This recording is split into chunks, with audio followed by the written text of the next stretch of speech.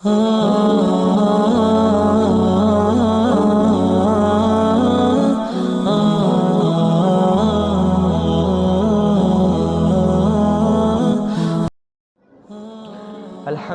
رب العالمین الصلاۃ والسلام علی سید الانبیاء والمرسلین اما بعد فاعوذ باللہ من الشیطان الرجیم بسم اللہ الرحمن الرحیم الصلاۃ والسلام علیک یا رسول اللہ الصلاۃ والسلام علیک یا حبیب اللہ الصلاۃ والسلام علیک یا نبی اللہ وعلی آلک واصحابک یا نور اللہ قال رسول اللہ صلی اللہ علیہ وسلم من صلی علیہ واحدۃ صلی اللہ علیہ عشرا، کہ جس نے مجھ پر ایک مرتبہ درود پاک پڑھا اللہ پاک اس پر 10 رحمتیں نازل فرماتا ہے۔ صلو علی الحبیب صلی اللہ علی محمد صلی اللہ علیہ وسلم۔ میرے میٹھے میٹھے اسلامی بھائیوں، بڑی ہی دیر بعد، بڑی ہی انتظار کے بعد ایک نیا بیان لے کر حاضر ہوئے ہیں۔ مانا تھوڑی دیر ہو گئی، کچھ مصروفیات تھیں، لیکن آج نئے بیان، نئے موضوع، نئے انداز کے ساتھ آپ کی خدمت میں حاضر ہیں۔ تو پہلے ہمارے اس چینل کو لائک کر لیں، سبسکرائب کر لیں اور شیئر کر لیں۔ سبسکرائب کیوں کر لیں؟ تاکہ آپ کی اصلاح ہوتی رہے، آپ کو وقت پہ ہماری ویڈیوز ملتی رہیں۔ لائک کیوں کر لیں؟ ہمیں موٹیویشن دینے کے لیے، تاکہ ہم اس کام کو اور آگے بڑھائیں۔ کیا لوگوں کو بیان فضائل شب برات ہے، جیسا کہ آپ لوگوں کو پتہ ہے شعبان معظم چل رہا ہے۔ یہ وہ مہینہ ہے جس کے بارے میں میرے نبی نے ارشاد فرمایا الشعبان شہری، کہ شعبان میرا مہینہ ہے۔ تو یہ آقا کا مہینہ ہے، اور اسی مہینے میں 15ویں رات، 15 شعبان، شب برات کہتے ہیں، کہ اس شب برات کو بنو کلب کی بکریوں کے بالوں کے برابر اللہ جانوں سے لوگوں کو آزادی دیتا ہے، سوائے چند بد نصیبوں کے۔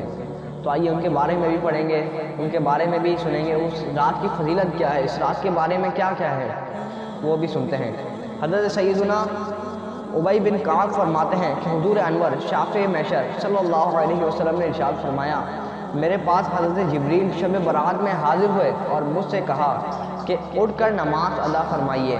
میں نے پوچھا اے جبریل، یہ کس رات ہے، یہ کیسی رات ہے؟ عرض کی اے محمد صلی اللہ علیہ وسلم، یہ وہ رات ہے کہ جس میں آسمان اور رحمت کے 300 دروازے، کتنے 300 دروازے کھول دیے جاتے ہیں۔ اللہ تعالیٰ کے ساتھ شریک ٹھہرانے والے، آپس میں بغض و کینہ رکھنے والے، شرابیوں اور بدکاروں کے علاوہ سب کی مغفرت کر دی جاتی ہے۔ ان لوگوں کی اس وقت تک مغفرت نہیں ہوگی جب تک کہ وہ سچی توبہ نہ کر لیں۔ البتہ شراب کے عادی کے لیے رحمت کے دروازوں میں سے ایک دروازہ کھلا چھوڑ دیا جاتا ہے، یہاں تک کہ وہ توبہ کر لے۔ تو جب وہ توبہ کر لیتا ہے تو اس کی مغفرت کر دی جاتی ہے۔ اسی طرح کینہ رکھنے والے کے لیے بھی رحمت کے دروازوں میں سے ایک دروازہ کھلا چھوڑ دیا جاتا ہے، یہاں تک کہ وہ اپنے ساتھی یعنی جس سے کینہ رکھتا ہے کلام نہ کر لے۔ یعنی آپ نے دیکھا کہ ماں باپ کی نافرمانی، جو کینہ رکھ رہا ہے یعنی بغض رکھتا ہے، یعنی باہر سے تو وہ بندہ ہنس رہا ہے، بول رہا ہے، خوش مزاج مل رہا ہے، لیکن اپنے مسلمان بھائی سے کینہ رکھ رہا ہے۔ اور آپ کو پتہ ہے مسلمان کی عزت کا عالم کیا ہے؟ مسلمان کی عزت بہت بڑی چیز ہے۔ یعنی میرے حضور صلی اللہ علیہ وسلم کعبے کے سامنے کھڑے ہوئے تھے اور فرمایا کعبہ تو بہت عزت والا ہے، تو بہت عظمت والا ہے، تیری بہت شان ہے، لیکن ایک مسلمان کی عزت تیری عزت سے بھی زیادہ ہے۔ کتنی بڑی بات ہے مسلمان کی عزت، اور ہم مسلمان سے بغض رکھ رہے ہیں، کینہ رکھ رہے ہیں اپنے بھائی سے۔ مسلمان ہی آپس میں ایسا کریں گے تو پھر کیا ہوگا ہمارا؟ تبھی تو آج ہم مسلمان قوم برباد ہوئی ہے۔ آپس میں دشمنیاں، غیبت، تباکاریاں، کینہ۔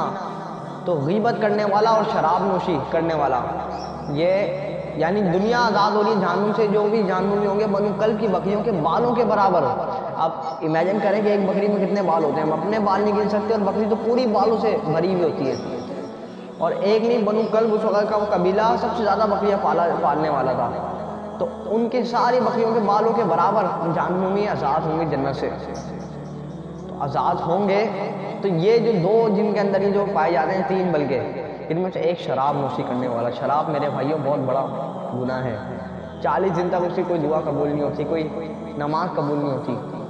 اور ماں باپ کی نافرمانی کرنے والے، اور یہ اپنا کینہ رکھنے والے، بغض رکھنے والے، حسد رکھنے والے، تو ان لوگوں کو تو عبرت کرنی چاہیے۔ رات کو شب برات آنے والی ہے، راتوں کو سجدے کرے، 6 نوافل پڑھے، کوئی رات اپنے رب کو راضی کریں آپ لوگ۔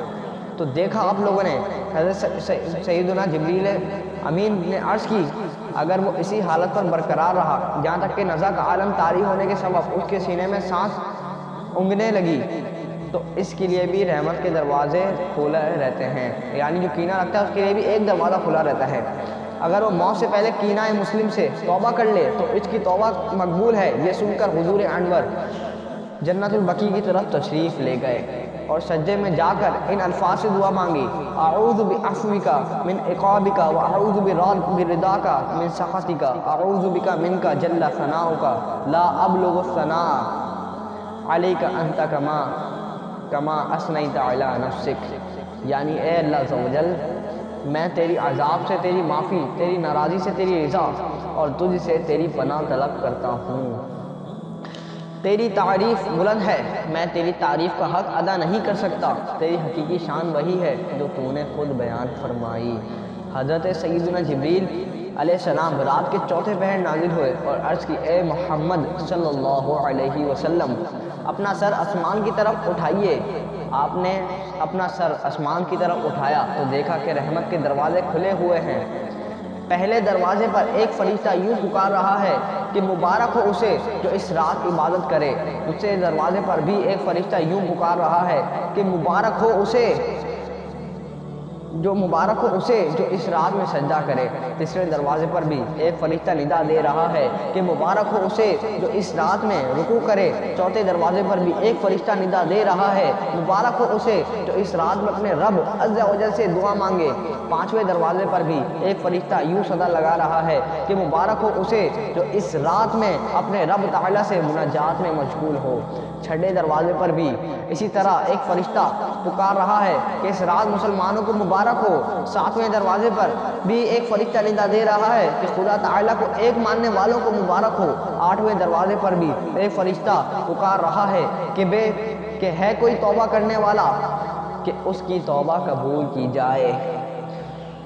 نویں دروازے پر بھی ایک فرشتہ صدا لگا رہا ہے کہ کوئی مغفرت طلب کرنے والا کہ اس کی مغفرت کر دی جائے۔ 10ویں دروازے پر بھی ایک فرشتہ ندا دے رہا ہے کہ ہے کوئی دعا کرنے والا کہ اس کی دعا قبول کر لی جائے۔ پھر رحمت عالم نے فرمایا: اے جبریل، رحمت کے یہ دروازے کب تک کھلے رہتے ہیں؟ عرض کی: رات کی ابتدا سے طلوع فجر تک۔ تو پیارے آقا مدینے والے مصطفیٰ نے ارشاد فرمایا: اس رات بکریوں کے بالوں سے بھی زیادہ لوگوں کی مغفرت کی جاتی ہے۔ اس رات لوگوں کے سال بھر کے اعمال آسمانوں کی جانب بلند کیے جاتے ہیں اور اسی رات رزق تقسیم کیے جاتے ہیں۔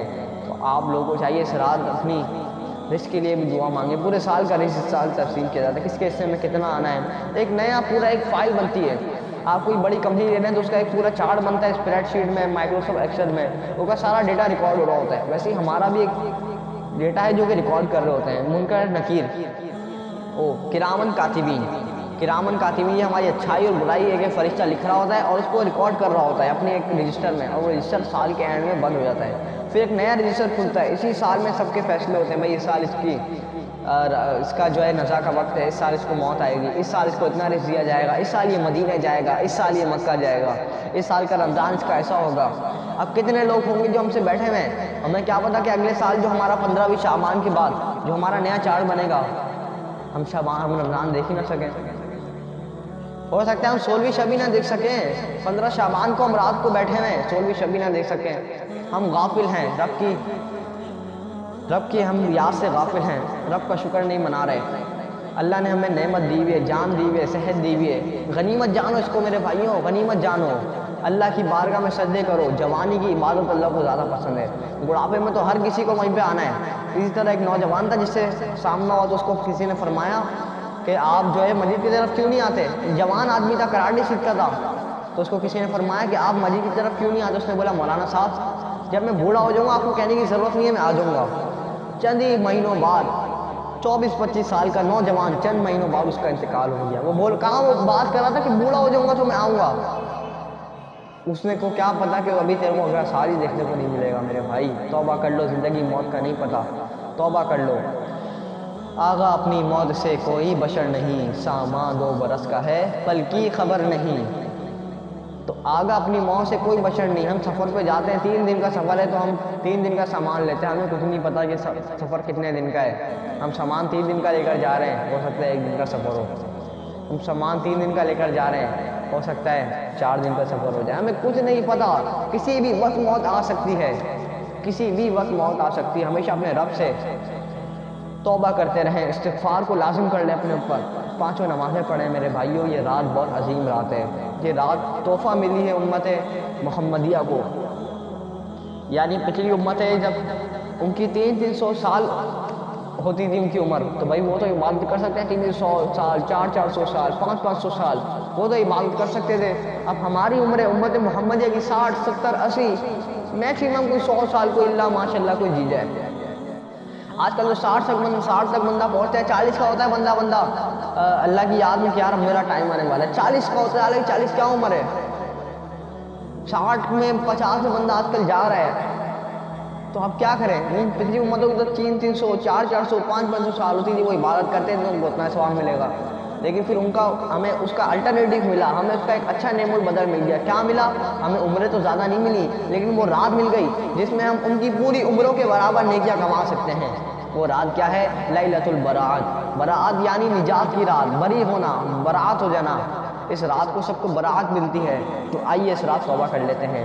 سبحان اللہ، میٹھے میٹھے اسلامی بھائیوں، دیکھا آپ نے اللہ عز و جل نے شعبان المعظم کے مہینے کو کس قدر شرافت اور بزرگی عطا فرمائی ہے۔ بالخصوص 15 شعبان المعظم کی نور برساتی رات یعنی شب براعت تو اس قدر عظیم الشان ہے کہ بارگاہ خداوندی سے مغفرت کے پروانے تقسیم کیے جاتے ہیں۔ جب یہ مبارک رات تشریف لاتی ہے تو دریائے رحمت اس قدر جوش آتا ہے کہ رب کائنات اپنے بندوں کے لیے رحمت کے 300 دروازے کھول دیتا ہے۔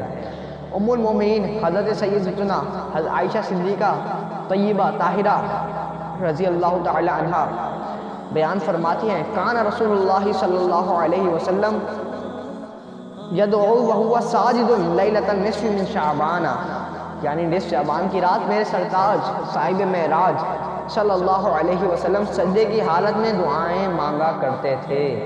میٹھے میٹھے اسلامی بھائیوں، یاد رہے کہ مالک کونین رحمت دارین صلی اللہ علیہ وسلم کا اس مقدس شب میں خصوصیت کے ساتھ نفل عبادات بجا لانا اور اللہ عز و جل کے عذاب و ناراضی سے پناہ طلب کرنا تعلیم امت کے لیے تھا، کیونکہ آپ تو بخشے بخشائے ہیں، لیکن آپ چونکہ یہ کرتے تھے رات کو اپنی بارگاہ میں، اللہ کی بارگاہ میں گریہ گزاری کرتے تھے، اپنی بارگاہ میں مناجات کرتے تھے، دعائیں مانگتے تھے، گڑگڑاتے تھے، کس کے لیے؟ امت کے لیے، امت کو دکھانے کے لیے کہ امت کو بھی ایسا کرنا ہے۔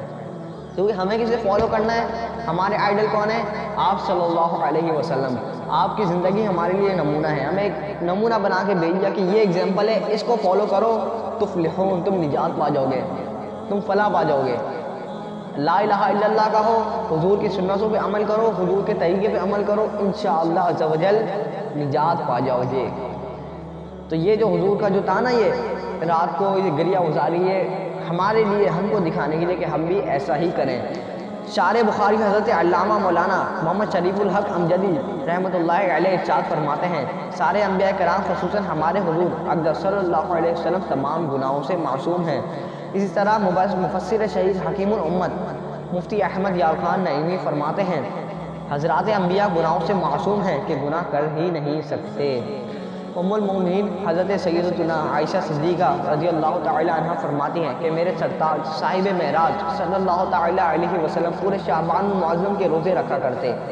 فرماتی ہیں کہ میں نے عرض کی، یا رسول اللہ، کیا آپ کو سب مہینوں سے شعبان المعظم کے مہینے میں روزے رکھنا زیادہ پسند ہے؟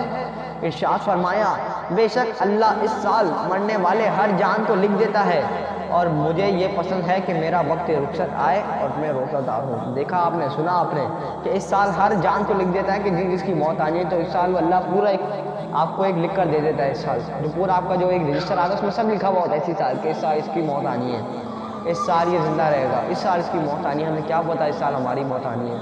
ہو سکتا ہے یہ میری ویڈیو آخری ویڈیو ہو سکتا ہے جو سننے والے ہیں ان میں سے کئی میرے کو سننے والے آخری سننے والے ہوں، کچھ بھی ہو سکتا ہے، کچھ بھی ہو سکتا ہے میرے بھائیوں، موت کا کوئی بھی بھروسہ نہیں ہے۔ اسی طرح ایک اور حدیث پاک میں ہے، رسول اللہ شعبان سے زیادہ کسی مہینے میں روزے نہ رکھا کرتے تھے، بلکہ پورے شعبان ہی کے روزے رکھ لیا کرتے تھے، اور فرمایا کرتے اپنے استطاعت کے مطابق عمل کرو کہ اللہ اس وقت تک اپنا فضل نہیں روکتا جب تک تم اکتا نہ جاؤ۔ یعنی جتنا تم سے ہو سکتا ہے، جتنا تمہارے اندر پوٹینشیل ہے، جتنا اسٹیمنا ہے تمہارے اندر، تم راتوں کو سجدے کرو، راتوں کو قیام کرو، ہاں تھک جاؤ لوگ دو، نفل ہے نا، لیکن آپ کرو تو۔ فرض دیکھو نماز 5 وقت کی وہ تو فرض ہے، زکوٰۃ آپ پہ فرض ہے، حج آپ پہ اگر آپ کے اندر استطاعت ہے، آپ صاحب نصاب ہو جاتے تو وہ تو آپ پہ فرض ہے، فرض کا تو ملنا گیا ثواب، لیکن کیا ایکسٹرا آرڈینری ہم کیا کر رہے ہیں اپنے پاس سے؟ کیا ہم اشراق پڑھ رہے ہیں؟ کیا ہم چاش پڑھ رہے ہیں؟ کیا ہم تہجد پڑھ رہے ہیں؟ کیا ہم نفلی روزے رکھ رہے ہیں شعبان کے؟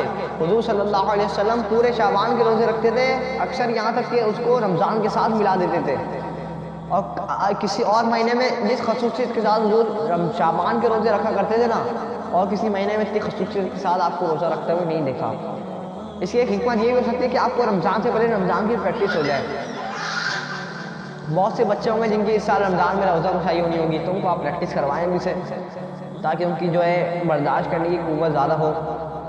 جو بوڑھے ہوں گے وہ بھی اگر ان کا جیسے کوئی بیماری ہے وہ نہیں رکھ پا رہے روزے، تو پریکٹس کریں وہ تھوڑی تھوڑی نفل روزوں کی، آپ پریکٹس کرتے رہیں روزے رکھ کے، آپ کا جو انشاءاللہ پورے رمضان میں پھر آپ 30 کے 30 روزے رکھیں گے۔